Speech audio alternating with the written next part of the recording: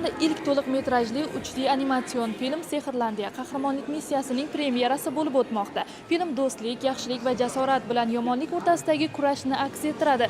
Har bir kadr tomoshabinlarni sehrli dunyoga chorlaydi. Animatsion film bolalar kontentini rivojlantirish markazi buyurtmasiga asosan Lola Animation studiyasi tomonidan yaratilgan. Film 5 yoshdan katta bolalar uchun mo'ljallangan bo'lib, fantastik sarguzasht janrida ishlangan va zamonaviy xalqaro animatsiya standartlariga mos. Asosiy bahoni baribir tomoshabinlar berishadi. Endi kadr ortidagi ish jarayonlaridan shaxsan o'zimning xabarim bor. Har bir mana shu multfilmda faoliyat yuritgan har bir xodim o'zgacha yondashdi. Ya'ni bu kontentni, katta kontentni yanada sifatli chiqishi uchun har bir xodim o'zidan ko'prog'ini berishga harakat qildi va bu albatta natijasini beradi menimcha. 4 do'st Timur, Ulug'bek, Bobur va Jaloliddin tasodifan sehrli portal orqali ixtirochi zamonning qarorgohiga tushib qoladi. Ularning Sehrlandiyadagi sarguzashtlari vaqt mashinasini o'g'irlashga urinayotgan Yovuz Olabuji va uning qo'shiniga qarshi kurash bilan bog'liq. Bosh qahramonlardan biriga ovoz berganman. Juda xursand bo'lganim, bolajonlarni o'z vaqtida o'sha mahsulot bilan ta'minlay olishimiz kerak. Ota-bobolarimizga hurmat, ota-bobolarimizni bilishi va ularga qahramonlarga intilishi mana shu katta ekranlarda ko'rib bolajonlar o'ziga qabul qiladi. Juda boshqacha kinoteatrda, katta ekranda, katta zalda birgalikda bolajonlar bilan tomosha qilish bolalarga zavq bag'ishlaydi birinchidan, ikkinchidan o'sha qahramonlarga o'xshagisi keladi. Namoyish etilgan animatsion film bolalarda iliq taassurot qoldirdi va tomoshabinlar undan mamnun bo'lishdi. Yoqyapti, juda ham qiziq, mo'jizalarga boy, ayniqsa qo'zqorinlarning ichida yurgani juda ham qiziq. Biz Sehrlandiya multfilmini bugun sinfdoshlarim bilan ko'rishga keldik va bu juda ham qiziqarli ekan. Juda realistik, zo'r.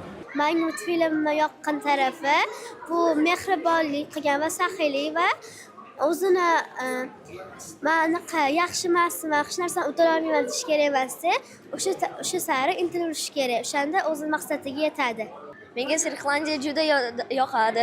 Multik ham zo'r ekan, igrushkalar, men bu Koliso Fortuna ham hamma narsa yaxshi. Menga juda yoqadi. Men bu Sehrlandiya zo'r ekan bu. Qaysi qahramon sizga o'xshab ketadi? Bobur. Chunki tez ekan, men ham tezman, maqtanchoq ekan, men ham maqtanchoqman. Menga Bobur yoqdi, menga o'xshaydi shu Bobur. Qahramonlardan biri Timurga bloger Ulug'bek Shodbekov ovoz bergan. Multfilmlarga birinchi ovoz berishingizmi? Da, xuddi shunaqa. Sehrlandiyada Timur obraziga ovoz berdim. Qanaqa jarayonlar qanaqa bo'ldi? O'zi film sizga yoqdimi? Multfilm yoqdi albatta.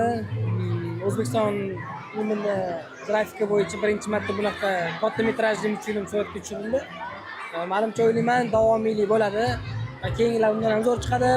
Bunisi ham o'ziga yarasha bo'ldi. Bolalarga o'zgacha ruh bag'sh eta oldi deb o'ylayman.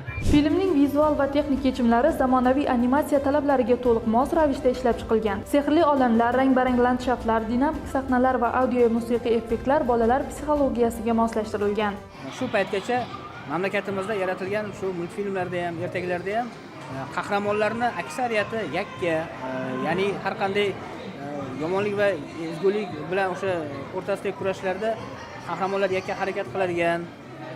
Umuman juda ko'p holatlarda masalan do'stlik, birodarlik va mas'uliyatni his etish singari umuminsoniy qadriyatlarga deyarli ahamiyat qaratilmagan multfilmlar, ertaklar ko'pligini bildik va bizning birinchi maqsadimiz demak bolalarimizni shu birlashishga, do'stlikka, mehr-oqibatga o'rgatadigan demak multfilm hamda ertak qahramonlarni yaratish ustida izlanish bo'ldi. Mamlakatimizdagi dastlabki to'liq metrajli multfilm sanaladi. Shu paytgacha 90 daqiqa davom etadigan bunday animatsion film olinmagan. Bu birinchi 3D formatdagi tarixiy voqea, tarixiy jarayon, hozirgi bo'layotgan premyera ham demak tarixiy kunni bir nishonasi, debochasi. 25-dekabrdan boshlab demak kinoteatrlarda qo'yilishi boshlaydi. Yurtdoshlarimizga ham tavsiya qilamiz, kelib, ko'rib, tomosha qilib, ijodkorlarga baho berishsin.